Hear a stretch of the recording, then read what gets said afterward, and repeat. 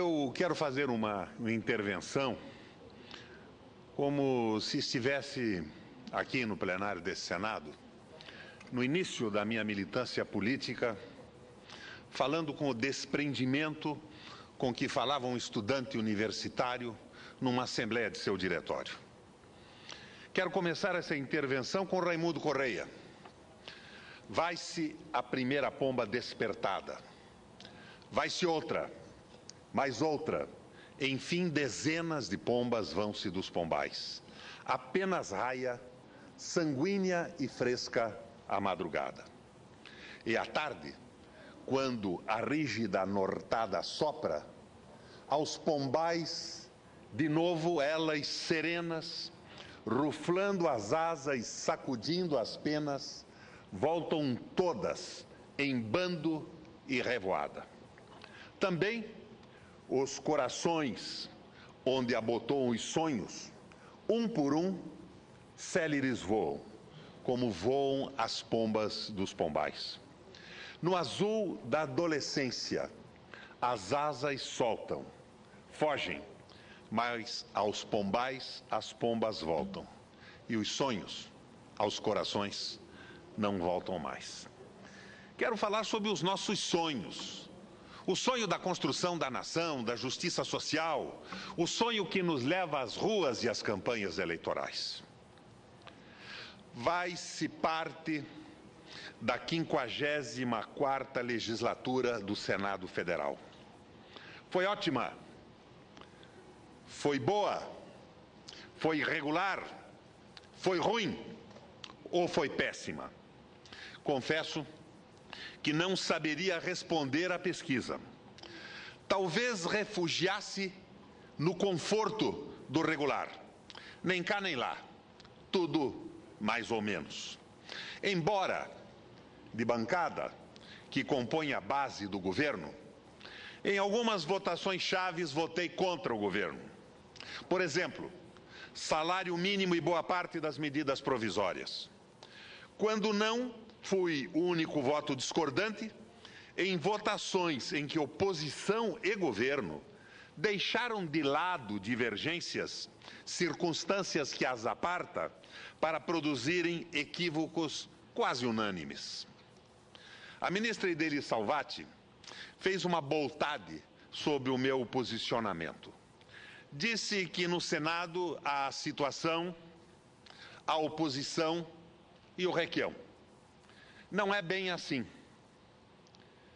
Embora seja verdade que com frequência sinta solidão em minhas opções e com frequência quase ceda ao desânimo.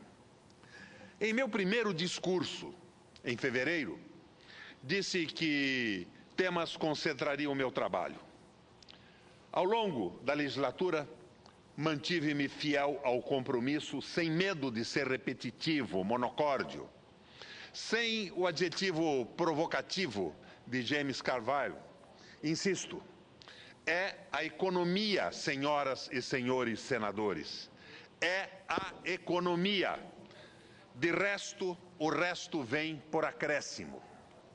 Em fevereiro, desta tribuna, deplorava que o governo federal, diante dos sinais tão claros de que a crise financeira global não arrefecera, porque os pressupostos que a provocaram não haviam sido removidos, deplorava que o governo federal teimasse em destilar, em gotejar medidas para proteger o país dos efeitos da crise, quando a realidade exigia decisões mais duras, mais incisivas. Quando, enfim, em vez da prudência homeopática, exigia-se a urgência, a emergência de doses fortes, de remédios fortes. Algumas medidas agora anunciadas deveriam ter sido tomadas lá em janeiro, lá em fevereiro, em março no máximo. No entanto, mais poderosas que os interesses nacionais, mais influentes que a vontade, que as intenções e as decisões presidenciais, impuseram-se às vozes do mercado. E eis as consequências: declínio do consumo, crescimento zero no terceiro trimestre, aumento da inadimplência, desaceleração industrial, com o consequente recuo do número de vagas de trabalho no setor e a diminuição do valor da folha de pagamento real, e queda dos índices de reajustes salariais, que passaram a não incorporar mais, senador Paim, os ganhos de produtividade. De todo modo, enquanto isso, anuncia-se que aumentou o número de milionários brasileiros, cuja quantidade deve dobrar até 2016. Quem são esses venturosos senhores ou senhoras, infensos aos tormentos da conjuntura? Seriam eles agricultores, industriais, comerciantes, profissionais liberais ou talvez jogadores de futebol? Não. Não e não. São especuladores, são rentistas, são banqueiros. São, por exemplo, os seletos sócios do mercado de private banking brasileiro, que hoje movimenta 430 bilhões de reais e que projeta alcançar 1 trilhão de reais até 2016. São os filhos dos juros, são os proxenetas do capital vadio. A OCDE, Organização para a Cooperação e Desenvolvimento Econômico, aponta que depois de décadas de desregramento neoliberal, cresceu acentuadamente, nos últimos 30 anos, a distância entre ricos e pobres.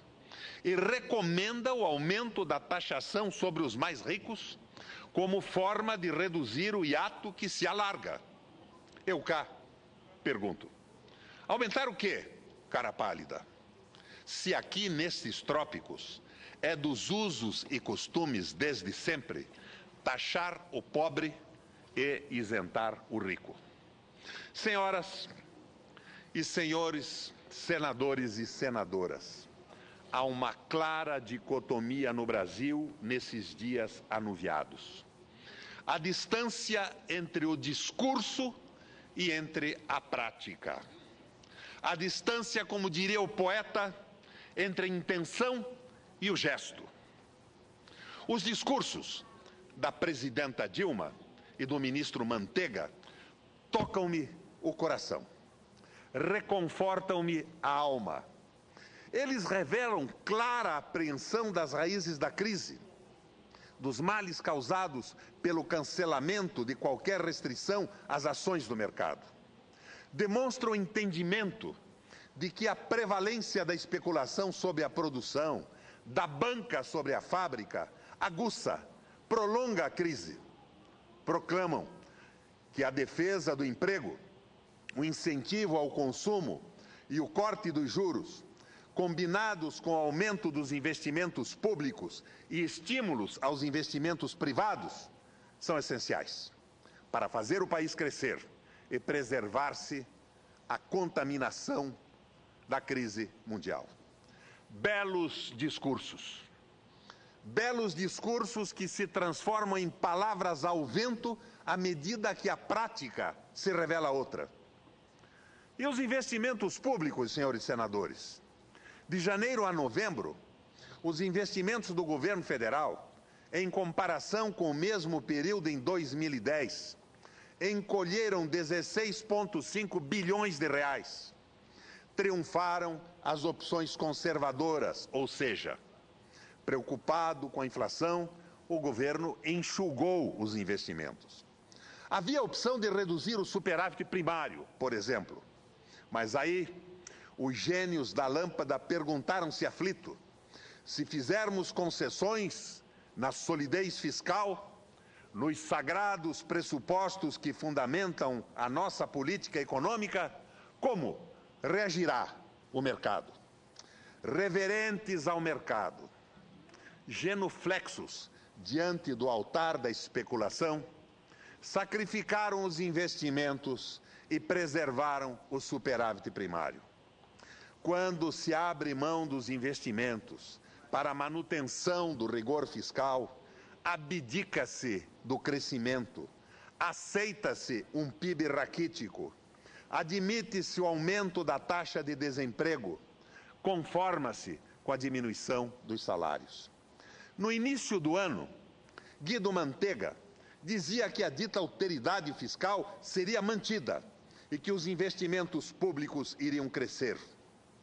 Com austeridade foi mantida, como a austeridade foi mantida e os investimentos caíram, quem é que pagou o pato? E por esses dias ouço o ministro da Fazenda dizer que para a economia crescer, o governo depende de investimentos privados. No que rebate, o presidente da Confederação Nacional da Indústria, Robson Andrade, para a economia crescer, o setor privado precisa que o governo invista em infraestrutura e faça algumas concessões na política econômica. Como até agora não vimos sinais de uma coisa e outra, a não serem pálidas e tímidas medidas, é de se preocupar com o ano que se aproxima. E os investimentos privados? O senador Armando Monteiro, desta tribuna, dias atrás, revelou-nos dados que deveriam despertar de vez o Congresso para a realidade do Brasil hoje. Ouçam o que ele disse. Enquanto a balança comercial brasileira apresentava até novembro um superávit de 26 bilhões de dólares, a balança comercial dos manufaturados, tomada isoladamente, escancarava um déficit de 86 bilhões de dólares, com a previsão de fechar o ano com um rombo de 94 bilhões de dólares. Em apenas 5 anos, de 2006 a 2011, esse déficit pula de 6 bilhões de dólares para 96 bilhões de dólares. Senhoras e senhores senadores, a produção industrial brasileira está indo pelo ralo. A primarização da economia, condicionando-nos a exportadores de grãos e minérios e importadores de produtos acabados, não é mais uma ameaça ao nosso futuro. É uma constrangedora e presente realidade. Não é de hoje que o ritmo, a velocidade do setor industrial vem desacelerando, marcando passo, quase parando, colocando em risco nossa plataforma fabril, desempregando, exportando empregos e renda. A retomada não se faz de uma hora para outra, com um estalo de dedos.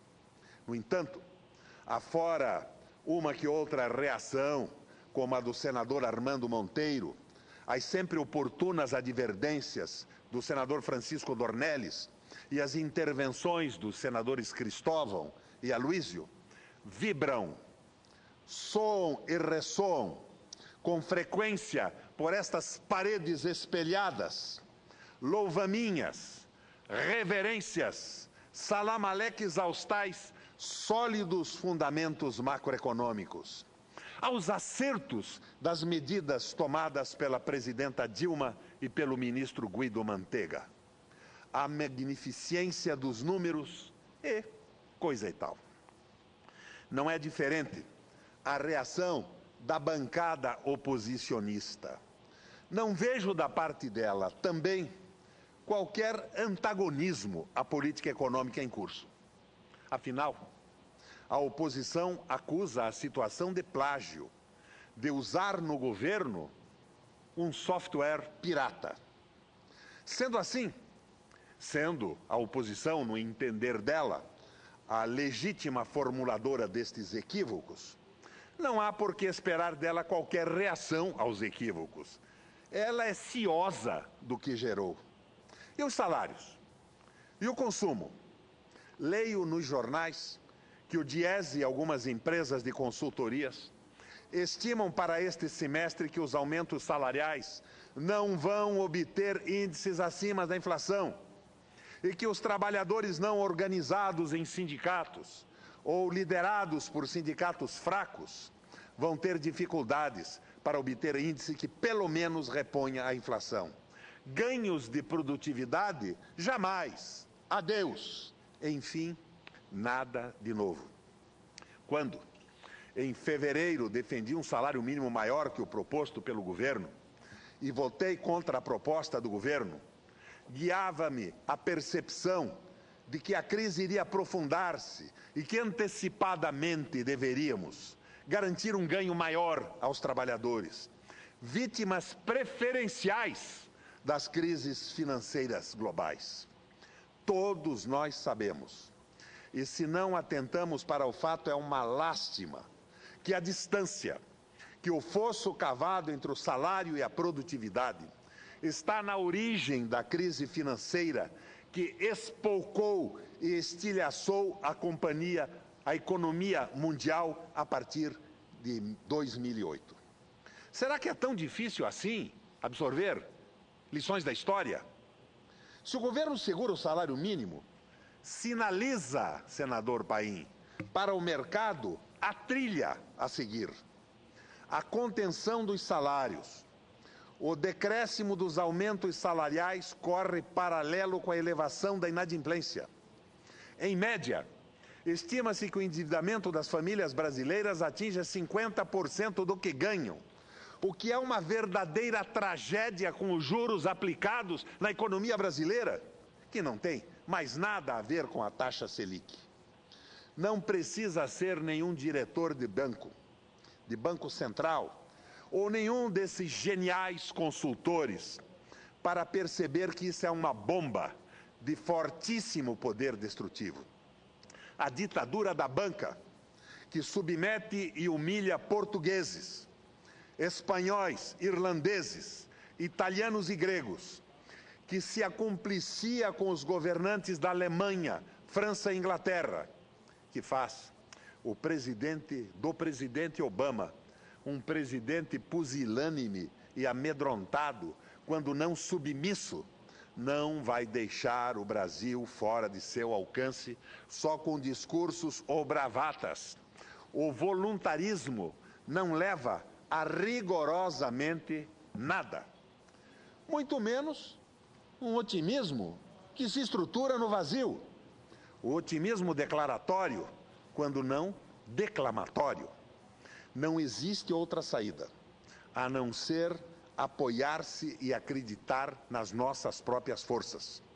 O medo servil, que faz duvidar da possibilidade de libertar-se, que resiste à ideia da emancipação, o sabugismo colonial que se conforma ou aprecia a submissão, a espinha sempre recurva aos interesses alheios e essa contrafação marota, oportunista do internacionalismo que não vê mais espaço às nações, aos projetos e sonhos nacionais, são três vertentes da mesma fonte, a fonte absoluta da mediocridade. Não vamos a lugar algum se não tivermos coragem de radicalizar. Radicalizar na defesa do salário e do emprego. Radicalizar na defesa da indústria nacional. Radicalizar no corte de juros e impostos. Radicalizar na defesa da moeda, no controle do câmbio. Radicalizar na regulamentação do mercado financeiro, com rígidas, duras medidas de restrição à especulação. Radicalizar ao ponto de intervenção às atividades da banca, toda vez que os bancos sobreponham seus interesses aos interesses da economia nacional, da produção, do emprego e da segurança econômica dos brasileiros. Quanto a isso, a quem torcer o nariz à minha proposta, lembro o que aconteceu em 2008, quando arrebentou a crise. O presidente Lula, para que a banca irrigasse a economia de créditos, fazendo-a girar, liberou o compulsório. Que fez a banca? Aplicou os recursos liberados em letras do Tesouro e deu uma banana a quem precisasse de crédito para produzir, comprar ou vender. Uma banana para o país. Essa foi a resposta da banca. Radicalizar para crescer, radicalizar para desenvolver, radicalizar para viver, radicalizar para existir como nação soberana, próspera, solidária, boa e justa para todos. Senhoras e senhores senadores, espero que no próximo período desta legislatura concentremos nossas energias no que interessa, na discussão da economia. Assim farei, nem que clame no deserto desse plenário, no deserto dessa esplanada de ministérios, no deserto dessa praça dos três poderes. Vai-se a primeira pomba despertada, vai-se outra, mais outra. Enfim, dezenas de pombas vão-se dos pombais. Apenas raia, sanguínea e fresca, a madrugada. E à tarde, quando a rígida nortada sopra, aos pombais de novo, elas serenas, ruflando as asas, sacudindo as penas, voltam todas em bando e revoada.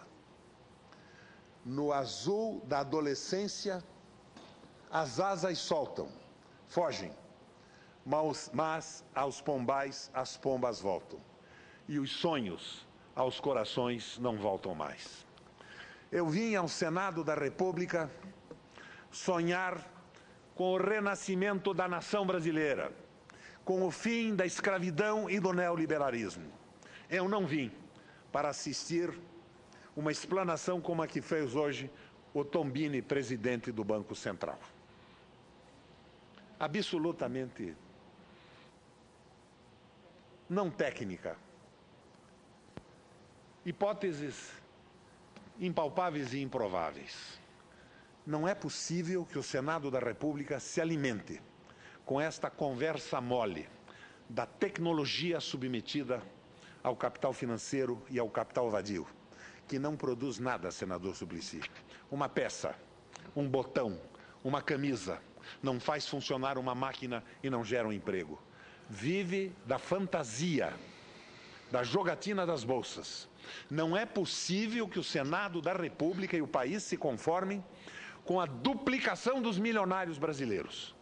Todos eles extraídos das bolsas, da especulação e do capital vadio.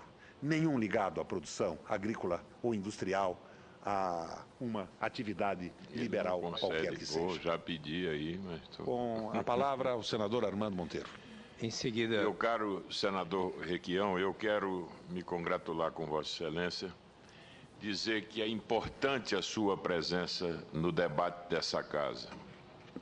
Vossa Excelência faz um pronunciamento instigante e é bom vê-lo já maduro nessa sua trajetória na vida pública, aliás, pontilhada de conquistas, de êxitos, vê-lo ainda com esse inconformismo, eu diria com posições que de alguma maneira lembram ainda a sua vida como estudante, ou seja, Vossa Excelência não perdeu a capacidade de sonhar e não deixou de ter posturas irredentas. É preciso tê-lo no debate desses temas. Eu devo dizer que não concordo com todos os conceitos que Vossa Excelência emitiu, mas quero dizer que tenho um profundo respeito pela verticalidade da sua presença nessa casa, de alguém que se coloca, que se posiciona, que não teme o debate e que por isso mesmo estimula o debate dessa casa. Guardarei esse seu pronunciamento como um bom momento desse primeiro ano aqui no Senado.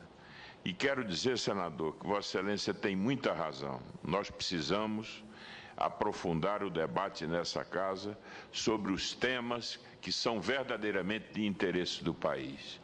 Discutir o futuro da indústria brasileira, dessa indústria que foi produto do trabalho de gerações e que está ameaçada hoje por conta de alguns equívocos e que, portanto, essa casa haverá de reconhecer que o tempo econômico não pode, o tempo político tem que olhar o tempo econômico.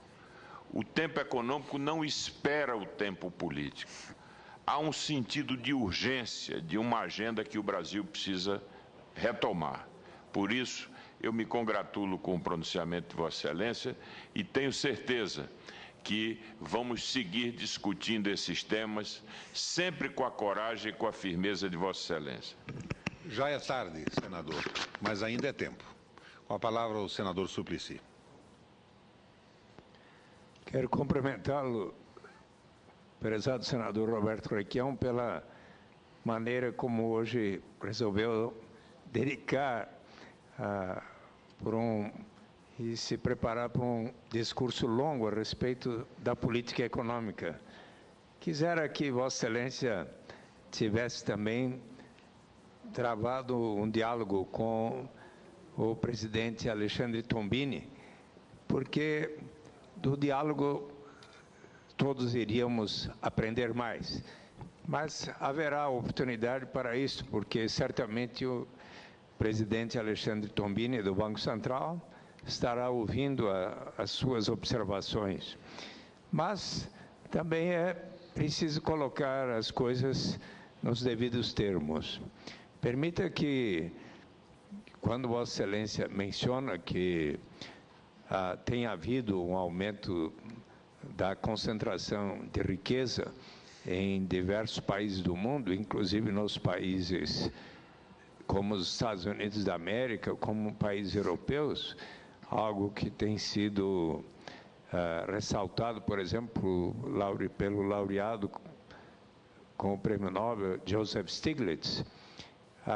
Em verdade, felizmente para o Brasil, temos tido uma tendência de melhoria da distribuição da renda, conforme hoje ainda expôs, e não apenas o presidente Alexandre Tombini no Banco Central, mas é o IBGE que mostra que o coeficiente Gini de desigualdade, ano a ano, desde 2002 para 2010, todos os anos decresceu, e então essa é uma tendência que há que se reconhecer.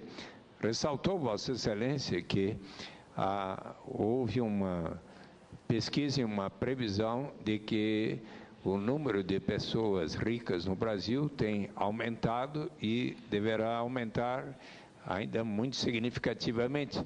Mas há que se observar em que medida está se efetivando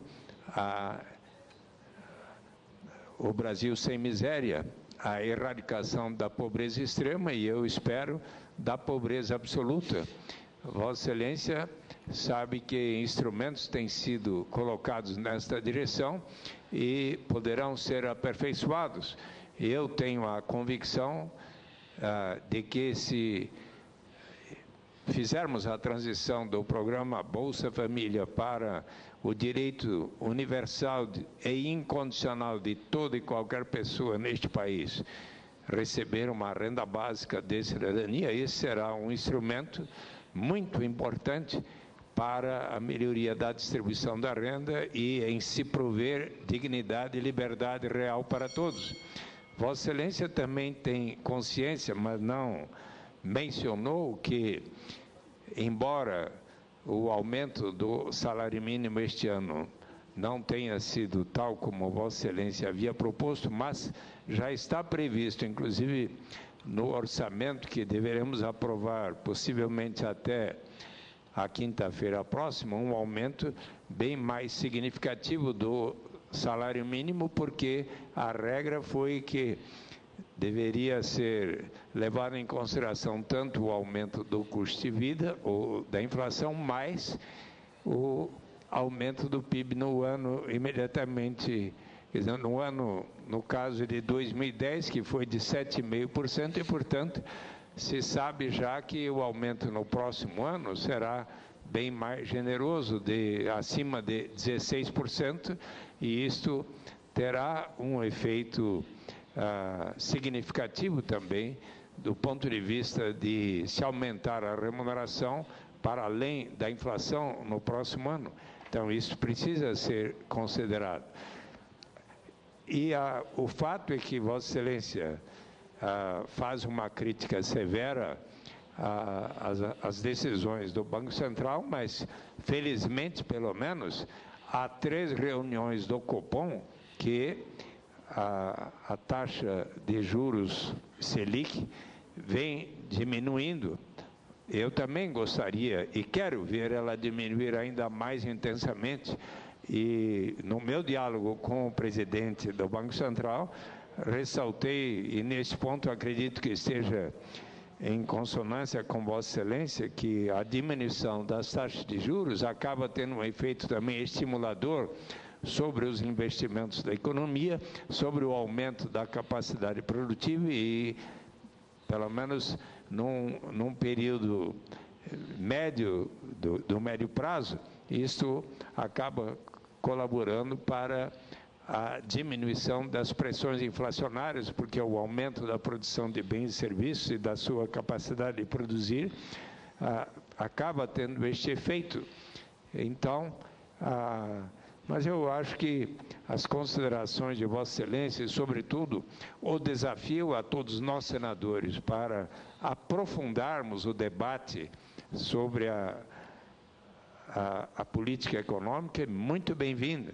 Quando Vossa Excelência hoje me disse que seria muito bom que viéssemos a convidar o professor Dércio Garcia Munhoz, a quem muito estimo e respeito e considero também um excelente economista, sim, vamos convidá-lo para vir à Comissão de Assuntos Econômicos, porque é muito importante que Vossa Excelência esteja estimulando o debate e, quem sabe, tenhamos um ano de 2012 onde a economia estará no centro maior e privilegiado de nossas atenções.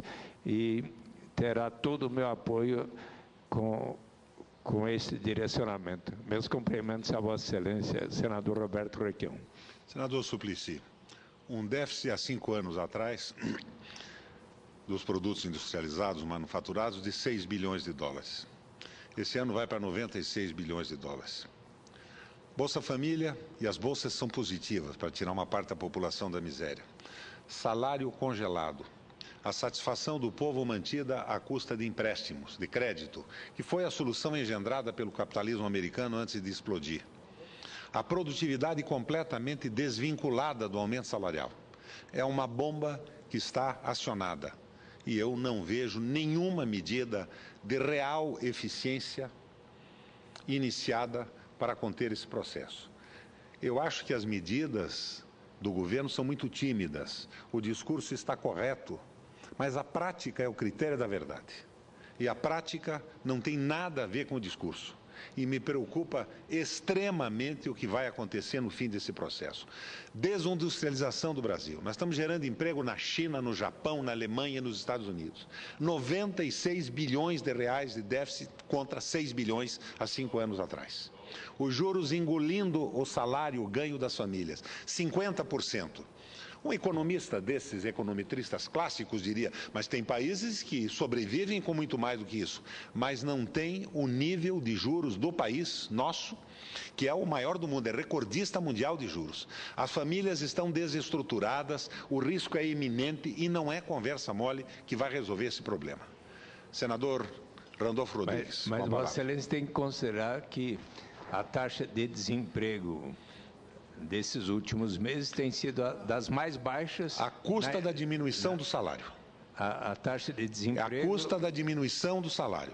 A taxa de emprego está alta e o salário baixando, porque o governo federal sinalizou com o congelamento do salário mínimo. Mas é importante... Isso não leva a sucesso bom de forma alguma. Senador Randolfo. Senador Roberto Requião, Vossa Excelência hoje na tribuna me lembra um trecho de Drummond. São tão fortes as coisas, mas eu não concordo com as coisas e me revolto. E Vossa Excelência tem tido uma trajetória marcada pela sua coerência. Ora, se a definição foi que aqui existe governo, oposição e Requião, então me permita me alinhar com Vossa Excelência. Porque eu tenho profundas divergências com a oposição e com o perfil programático da chamada oposição, PSTB e Democratas, e tenho também divergência com a linha adotada pelo governo. Vossa Excelência utilizou um termo, radicalizar. radicalizar na política econômica. Eu vou usar algo que, neste caso da economia, me parece que podem e são sinônimos. Ousar, ir adiante, dar passo adiante. Só assim, o dado que Vossa Excelência, o 96 bilhões... Radicalizar, do italiano radice, ir à raiz das coisas. Exatamente. 96 bilhões são de dólares do déficit da indústria. Esse dado que o senador Armando, Vossa Excelência, senadora Ana Amélia, utilizaram essa tribuna no decorrer desse ano com tanta propriedade, e me parece que foi pouco escutado este drama que vive a indústria nacional. Mesmo o governo, no meio do ano, tendo assumido um pacote de medidas de incentivo à indústria, nós estamos caminhando, lamentavelmente, para um papel periférico na nova ordem mundial, e o Brasil pode ter um papel protagonista na nova ordem mundial. O Brasil, do chamado BRIC, o Brasil, ao lado de Rússia, Índia e China, é o único que tem uma condição política que os outros três não têm. Tem uma democracia estável e nós estamos perdendo a oportunidade. Nós estamos caminhando para uma ordem mundial em que nós seremos meros fornecedores de matéria-prima e a China será a grande nação da industrialização. Matéria-prima e mão de obra barata. Matéria-prima e mão de obra barata, inclusive para os chineses. Né? E essa é a advertência que Vossa Excelência está fazendo concretamente aqui, da necessidade de ousadia. Ora, o Brasil tem uma capacidade, o Brasil tem capacidade e está tendo uma oportunidade, porque no que nós estamos assistindo na ordem econômica mundial é uma inversão a partir da crise econômica que está acontecendo, e a possibilidade do Brasil sair com um papel de protagonista. E nós temos tido um discurso da área econômica de apoio ao crédito, mas medidas econômicas e medidas na área social concretamente tímidas. Uma total submissão continuada ao capital financeiro.